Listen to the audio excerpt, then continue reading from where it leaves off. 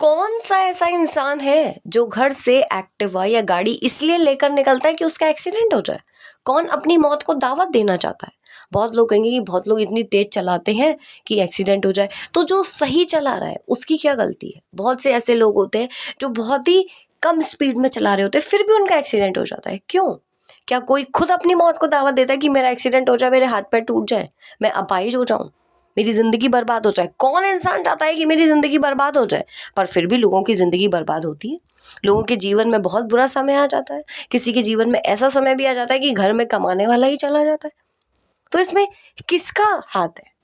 इसमें हमारा कोई कंट्रोल नहीं है, भगवान का कंट्रोल है। जब जिंदगी उन्होंने दी है तो उन्होंने ले ली। इसमें हम और आप क्या करेंगे? इसीलिए मैं हमेशा कहती हूँ कि जो भी होता है भगवान की मर्जी से होता है। ट्रेन में लोग इसलिए थोड़ा नहीं बैठते कि उनका एक्सीडेंट हो जाए, पर एक्सीडेंट होता है। कितना बड़ा हादसा हुआ, कोई कुछ कर पाया? लोग मर गए अनचाहे। क्या आधुनिकता बचा पाई हादसे को? तो हादसे को तो कोई नहीं बचा सकता। तो फिर इंसान क्यों समझता है कि ये सिचुएशन मेरे हाथ में है, मैं इसे बदल सकता हूँ? मैं बहुत बड़ी और गहरी बात समझा रही कि लाइफ में जो कुछ भी होता है वो हमारे कंट्रोल में नहीं है, सब भगवान के कंट्रोल में है। हमारी जिंदगी किस रास्ते पर जा रही है वो ना ऊपर वाले ने लिख रखा है पहले से। जिसकी मौत जैसे होनी है वो होती है, वरना कोई चाहता थोड़ा नहीं है कि मेरी मौत हो। लोग करोड़ों रुपए लगाते हैं शादी में, तो शादी इसीलिए वो करते हैं कि हमारा तलाक हो जाए।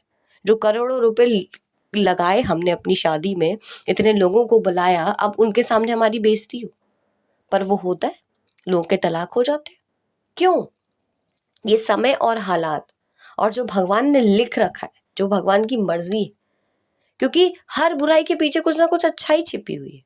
क्या मालूम इसके पीछे क्या अच्छाई हो? भाई कौन इंसान शादी इसलिए करता है, कौन सा पति इसलिए शादी करता है कि मैं अपनी पत्नी पे टॉर्चर करूं, या कौन सी पत्नी इसलिए शादी करती है कि मैं अपने पति का घर बर्बाद कर दूं? कोई भी ये सोच के नहीं आता है कि मैं तलाक ही करूंगा। शादी को इसलिए थोड़ा नहीं करता कि मुझे तलाक करना है। पर फिर भी जो लव मैरिज करते हैं, जो एक दूसरे से प्यार करते हैं, उनका भी तलाक हो जाता है, जिन्होंने तलाक के बारे में सोचा भी नहीं होता। इंसान जब पैदा होता है तो क्या वो अपनी मर्जी से पैदा होता है? इंसान को जो शरीर मिलता है, जो फीचर्स मिलते हैं, जो शक्ल मिलती है, रंग रूप मिलता है, क्या उसकी मर्जी से मिलता है? सब भगवान की देन है। आप जिस दिन पैदा हुए हैं वो भी आपकी मर्जी से नहीं है, वो भी भगवान ने आपको दिया। तो फिर क्यों इंसान ये सोच के परेशान होता है कि ये सिचुएशन मेरे साथ क्यों आ गई? अरे इसके पीछे भी भगवान की कोई ना कोई अच्छाई है। जब भगवान ने तुम्हें बनाया है, तुम्हें इस दुनिया में भेजा है, तो वो क्यों रास्ते नहीं खोलेंगे? क्यों वो आपको बुरा समय दिखाएंगे? कौन सा भगवान? भगवान हमारे माता पिता है। तो माता पिता कभी भी बच्चों को दुखी नहीं देखना चाहते। वो नहीं चाहते कि मेरा बच्चा दुखी रहे। हाँ, वो दुख दे रहे हैं, इसका मतलब कोई बहुत बड़ा रीजन है।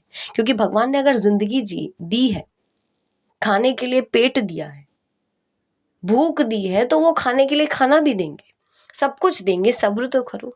जिंदगी और मौत इंसान के हाथ में नहीं है, पर जिंदगी को जीना इंसान के हाथ में है। अच्छे कर्म करना इंसान के हाथ में। मैं यही समझाना चाहती हूँ कि आप अपनी लाइफ में अच्छे कर्म करो, फल की इच्छा मत करो। क्योंकि बुरा तो कोई भी नहीं सोचता, पर फिर भी बुरा होता है। हर कोई अच्छा करने के लिए ही काम करता है। हर कोई बिजनेस इसीलिए करता है कि उसकी तरक्की हो, पर क्या सबकी तरक्की होती है? हर कोई पढ़ाई इसलिए करता है कि मेरी नौकरी लग जाए, तो क्या सबकी नौकरी लग जाती है? आप समझने की कोशिश करिए कि मैं कितनी और बड़ी गहरी बात समझा रही हूँ। कि भगवान ने हमें जिंदगी दी है, पर जिंदगी को जीना हमारे हाथ में है, कर्म करना। इसीलिए भगवत गीता में कहा है कि कर्म करो, अच्छे कर्म, और फल की इच्छा मत करो, क्योंकि अच्छे कर्म का फल अच्छा ही होता है। अगर आज आपके साथ बुरा हो रहा है तो जरूरी नहीं है कल भी बुरा ही हो। अच्छा होना, बुरा होना इंसान के हाथ में नहीं है। इंसान के हाथ में हो तो कोई दुखी ना रहे। भगवत गीता इसीलिए बनाई गई है कि आप उसे पढ़िए। भगवत गीता में हर नेगेटिव बात का जवाब है। हर चीज में आप पॉजिटिविटी ढूंढिए। अगर आप नेगेटिविटी ढूंढेंगे तो वो तो ढूंढने के लिए बहुत कुछ है। फिर तो आप कभी गाड़ी भी नहीं निकाल पाएंगे, क्योंकि गाड़ी से तो एक्सीडेंट्स ही होते हैं। पर लोग रिस्क लेते हैं ना। कितने लोग सड़क पे चलते हैं, तो क्या सभी का एक्सीडेंट हो जाता है? बहुत लोग सावधानी से चलते हैं, तब भी हो जाता है।